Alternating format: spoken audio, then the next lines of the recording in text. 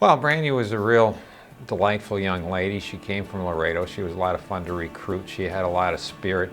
She basically had worked her way up through the ranks in cross country from starting off at about her 5th girl at the conference meet. She was our #1 girl, and continued that trend in track. She cut about 10 seconds off her high school PR in the mile. To score, I think she was 5th or 6th as a freshman in the conference in the 1500. Looked really good. It was first day of practice. It was in West Goose. This was the beginning of August, I believe. It just wasn't the same. Like, I couldn't stick with the girls. The training, I was behind rather than be on the top. I guess it was just like Coach and I were frustrated. I had a lot of high expectations. So me and I started thinking like, what's going on? Like, what is it? Why am I so slow? I just thought my body was just tired. But never in my mind I thought it would be a sickness. So it was during weight practice, I remember. And my stomach was just hurting so bad. I just thought it was a usual girl problem.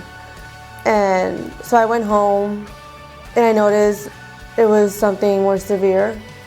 So I went to the emergency room and it was really late and they told me my uterus was forming blood clots. So I had to do a quick surgery to remove them. And from that, I lost a lot of blood, so I was anemic.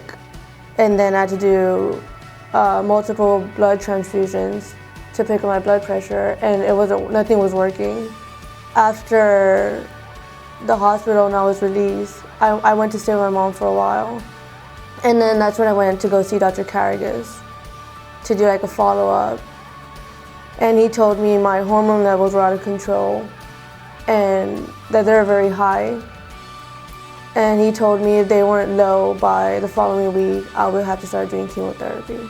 At the onset of it, you know, it was devastating, and it was devastating to the team. She'd been the #1 kid, and all of a sudden, she wasn't there. You know, you can put yourself in her shoes and think about what it was like when you were 18 or 19, and had somebody come on and say, you have a potentially, deadly diagnosis, and the future is not sure anymore, and all of a sudden, life becomes very, very real, and she handled it very well. But yeah, it was stressful all around. Her family, friends, the team. It was. Obviously it was not a good thing. Now it's turned out pretty good, but it was, it was not good at the time. Dr. Carragas sent me to Dr. Manalo. She works in downtown Crucispond. She told me that I would have to start doing chemotherapy the following week. And lucky for me, it wasn't as severe. Instead of a whole bag of transfusion, I just did like a little shot of chemo. But even something small, it took a big hold of my body. My first treatment, I was tired. My mom was with me, and she took me back to my apartment. I just didn't want to do anything. I just laid down and I just slept for a while, like for multiple hours. I was just asleep, and she would wake me up, forcing me to eat, and I didn't want to. It's hard to explain until you go through it yourself, you can say.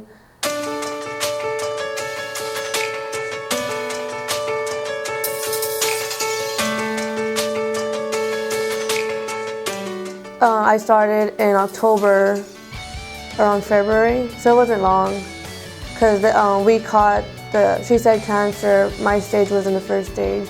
Dr. Manalo, she told me, she's like, this may be your last cancer shot. So I'm like, really? She's like, yeah. I'm like, that's great. So okay, so we'll see you in 2 weeks after my last treatment.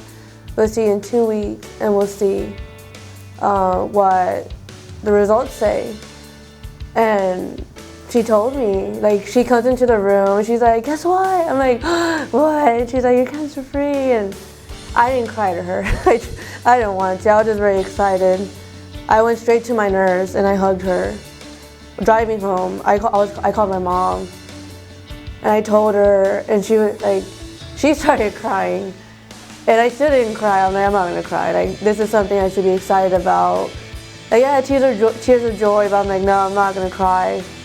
But once I went home, I just cried, because I guess it was such a big relief.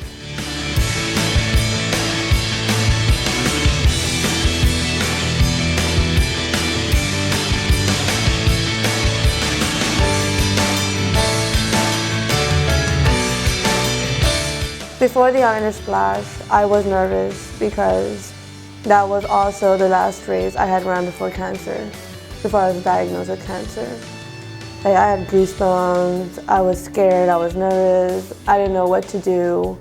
I know I was ready to run, but I knew I wasn't ready to compete as I used to before. And my coach told me, like, you don't have to finish it all, you can walk out when you're tired. My girls were like, you can do it, like, you can do it, like, don't worry, just try to stay tough. As soon as the gun went off, I told myself just not to give up. Because I was ready to stop so many times, but I knew I had to make up for what had happened before. I just wanted to finish the race. I didn't care what pace I came in. I didn't care how tired I looked. I don't care how bad I looked. As long as I finished that race, I knew I would be so happy. Today, she looked like herself again. She was doing a workout where she was doing every other interval with the 8-1500 group.